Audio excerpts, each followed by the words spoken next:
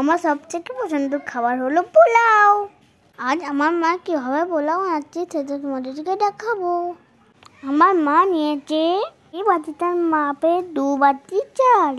পোলাও করার ক্ষেত্রে চাল, চিনি আর জলের মাপটা খুবই ইম্পর্টেন্ট। 2 বাটি চালকে মা ভালো করে ধুয়ে নিয়ে জল ধরতে দিয়েছিল। এবার দেখো, এই 2 বাটি চালের জন্য লাগছে 1 বাটি চিনি। তাহলে ভালো করে শুনে নাও। 2 বাটি চাল, 1 বাটি চিনি আর 4 বাটি জল। পোলাও রান্না হবে প্রেসার কুকারে। এবার কড়াইতে রিফাইন্ড অয়েল দিয়ে গোটা গরম মশলা আর তেজপাতা দিয়েছি। এবার ওই জল ঝরানো চালটাকে ভালো করে নেড়ে চেড়ে নিতে হবে। গোবিন্দভোগ চাল। এবার অ্যাড করতে হবে এই পোলাও মশলাটা।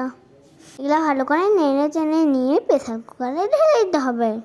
আর তার সাথে তো দেওয়া হয়েছে কাজু আর কিশমিশ।